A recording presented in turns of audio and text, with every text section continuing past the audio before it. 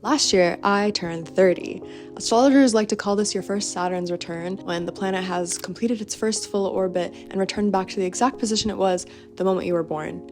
Listen, I'm queer. It's illegal for me to not talk about astrology when I talk about my birthday, but stay with me. Saturn, the ruler of time and maturity, doesn't return quietly. He inspects the door, he knocks, and when you ask, "Who's there?" he says, "You sure you've been doing this life thing right?" At around 29 and a half, he hands you the wheel, ushering you through a sort of celestial puberty. And like any puberty, it can be awkward and uncomfortable. In my early 20s, I felt this general sense that the old scaffolding couldn't hold on much longer. Career swings, identity crises, shifting friend circles. And I was right, it crumbled ruthlessly. But in the middle of the rubble was me, dinged up but new. Still sensitive as ever, but somehow now with a newfound confidence and voice that doesn't waver when I say no to things that don't align with my values or who I am or who I want to be. And that voice, I realized, was built not only by human lessons, but by something older. The soil, the animals, maybe even the stars.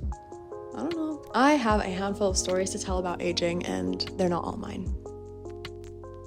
So if humans are storytellers, animals are our timekeepers. We see this time and time again, pun intended, across continents and centuries. Long before we had clocks, we had constellations. And before we had calendars, we had animals in the sky. The zodiac we now associate with horoscopes and birth signs actually traces back like 2,500 years, back to Mesopotamia, which is modern-day Iraq. Babylonian skywatchers were among the first to divide the sky into regular segments and track the movement of stars and constellations through time for agricultural and ceremonial purposes. Initially, they identified 18 constellations along the moon's path, which was later refined to 12 equal divisions, forming the first version of the zodiac we have today. Those 12 constellations became a sort of celestial calendar, helping to track the passage of time and the rhythm of the seasons. And animals were central to the system. Stories were projected onto the stars, turning the constellations into animals. Aries, for example, Muluhanga, the hired man, was a shepherd god who was hired in the spring equinox and changed into the animal that he guarded, the ram,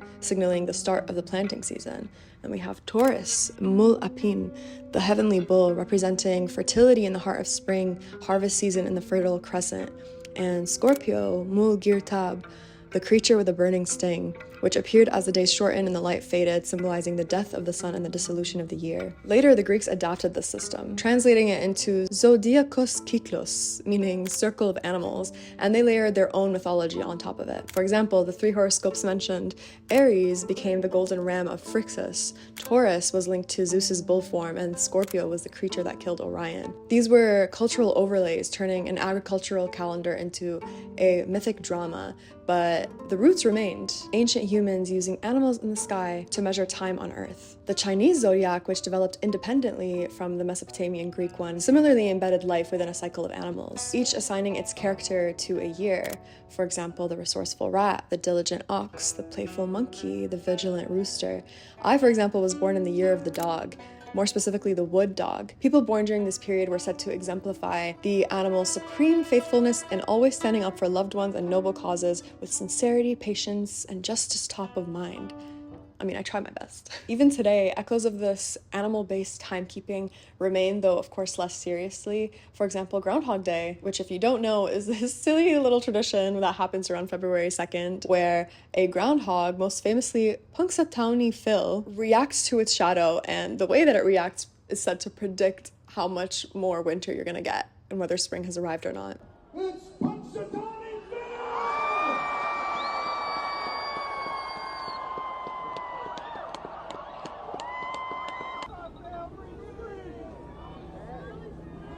Hear ye, hear ye, hear ye!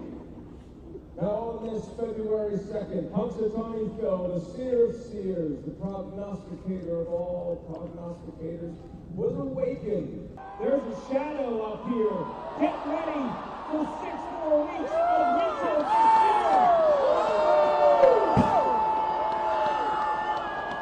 Taking a step away from astrology and the metaphorical, in some cultures, like a few indigenous ones, animals were used as literal timekeepers. For example, the Ojibwe people used the back of a snapping turtle's shell as a lunar year, calling it this beautiful word. It's based on the cycles of the moon dividing the year into 13 months. According to the legend, a clever trickster spirit called Nana Bojo put a piece of the earth on the turtle's back and created the world we see today, hence the 13 plates on the shell. This was used as a calendar by the Indians, and I'll show you how. There's 13 moons in a calendar year, and every turtle has 13 sections in its back. There's 1, 2, 3, 4, 5, 6, 7, 8, 9, 10, 11, 12, 13. One for each of the moons. And it starts over here and goes counterclockwise around and then down. There's 28 days between each moon, and every turtle has 28 smaller sections around the base of it. And if you times that, that comes to 364 days. Many cultures also revered animals as sort of spiritual teachers or even gods of life stages. Mythologies assigned creatures virtues that deepened with time and age. For example, owls as wise elders, cranes and turtles in East Asian cultures symbolizing longevity. Animals as symbols of aging even extends into the more well-known or recognizable ancient gods. For example, Thoth, often depicted with the head of an ibis or as a baboon, was the Egyptian god of time, writing, and the moon. He invented the calendar, measured celestial cycles, and regulated lunar months. Native American lore depicted the wise grandmother spider goddess weaving the web of time, giving advice to people when called upon. In Hindu mythology, we have Shisha, or Ananta, the great cosmic serpent, representing eternity and infinite time. Across cultures and time, animals gave aging dignity and stories and beauty and meaning. Everywhere we look, we see them. In the incisive, gorgeous book About Looking by John Berger, first of all, what a book. What a pleasant surprise. This was part of the book club that I had this month. If you'd like to join, link in the description. There's a brilliant essay in here called Why Look at Animals, which I suggest everyone read. In it, he wrote, animals first entered the imagination as messengers and promises.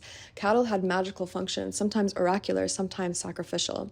Everywhere, animals offered explanations, or more precisely, lent their name or character to a quality which, like all qualities, was, in essence, mysterious. The first symbols were animals. I just realized. That's so funny. Speaking of zodiacs, I just realized. Okay, we get it with the ancient stuff. Animals were everywhere. But what about today? What about in modern times?